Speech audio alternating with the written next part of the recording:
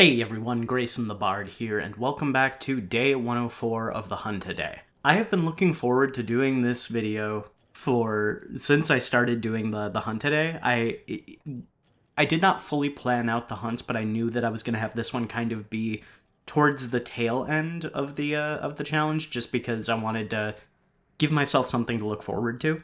Because today we are fighting Nakarkos, who is one of my favorite monster designs in the entire series. I have not fought Nakarkos in years, but not a day goes by.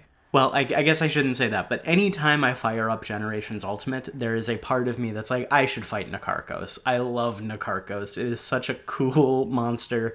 It has such a cool gimmick. It has an amazing design. And for reasons I will get into in just a little bit, I have a personal reason for loving it. So at first glance, Nakarkos is a skeletal hydra. And I absolutely love hydras. They are one of my favorite mythological creatures. In Magic, I play a lot of Magic the Gathering, and I have 3 different separate hydra decks. So any creature that is a hydra, has multiple heads, I'm all for it. I love it. It's great. I wish Monster Hunter had an actual full-on hydra monster, because despite looking like a hydra, Nakarkos is actually a cuttlefish. It is a cephalopod. It is a inspired by a deep sea creature. And again, Hydra, boom, check in a box. Deep sea creature, boom, check in a box. It is the perfect gray bard monster. I love him. It uses its tentacles to mimic the heads of monsters and uses them to attack. It lives in a massive bone pile. It collects the bones of monsters and affixes them to itself with this glue-like mucus that it exudes from its body. And it is another monster that has a unique status ailment, unique in air quotes because I'll talk about that in a second, unique to itself, where it will coat you in this saliva, and then if you roll or get knocked down or get hit with an attack when you are in this arena with Nakarkos, you will get a version of the snowman effect, but it's bones. You're covered in bones. And the name of that status effect, at least according to the Monster Hunter Wiki, is boned. So when you fight Nakarkos, if you get hit by too many attacks, you're boned. And I appreciate the bit. I appreciate the joke. I appreciate the wordplay. As far as I'm aware, though, there is no difference between the boned status and the normal snowman encased in a block of snow thing. It affects you the same way. You move slowly. You're not able to attack. All you can do is really roll out of the way until it expires, or use a cleanser to get it off of you. I don't think it does anything different. I haven't noticed it do anything different. The wiki doesn't say it does anything different. Please correct me if I'm wrong. I am still kind of an idiot when it comes to the full effect of these abilities, because I mostly just go off of what I can see happening, and I'm not the most observant fella. So please let me know if you're aware of it doing something completely different. I'm always happy to be corrected in the comments, believe it or not. But it creates these false heads using its tentacles and uses those to attack. And then, once the second phase of the fight starts, when it turns around and you see its actual cephalopod-y face, with the round, gross mouth and the big eyes, and you're like, oh, this is a big octopus. It's so cool. It's so fun. Being able to knock it over and then climb on top of its shell to attack is a standard mechanic in giant, large monsters like this, and it's very appreciated. I would love to see it done in a more modern style. And I think that is the reason that I am so excited about Nakarkos to talk about it, is because it is a monster that doesn't get brought up a lot when we're talking about monsters that we want to see, that the community wants to see in a modern style, especially big monsters. The sand whales get brought up a lot. Gen Moran, Duran Moran, Dalamadur, all of those get brought up more than Nakarkos does, but just the concept of this false hydra cephalopod that uses the bones of other monsters to augment its abilities, that you can climb on when you stagger it and beat it to death. I would love to see this with more modern aerial controls. It would be such a fun fight, I think. And this fight is, for as much as I love it, it is very much held back by the fact that it was originally designed for a 3DS game. And, you know, the Switch and a Switch port. It could be a lot more than it is. I'm imagining what this thing could do if it was in Frontier.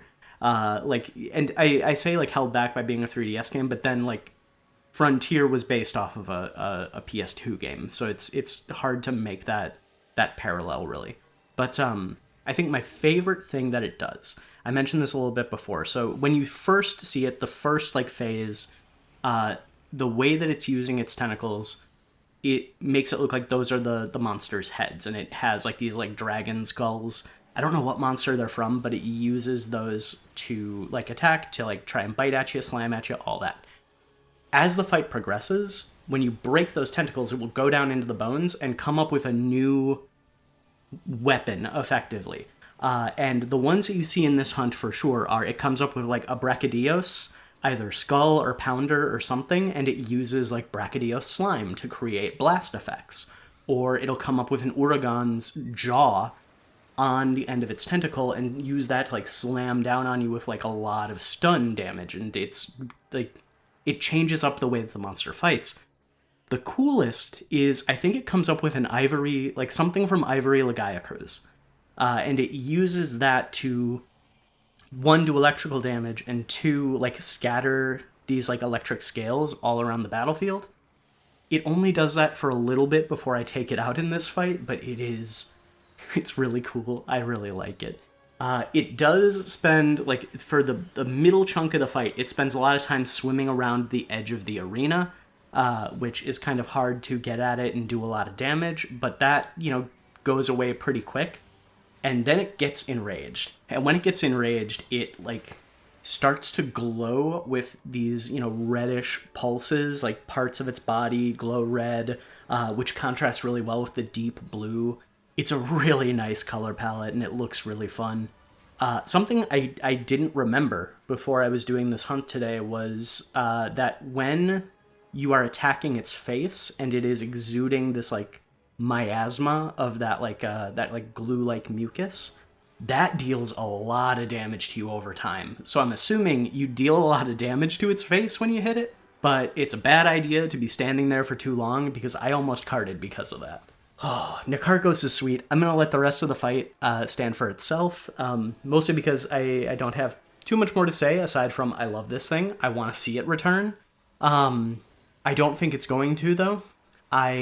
Anytime I have fought a endgame monster, because Nikarchos was the final boss of the Monster Hunter Generations base game.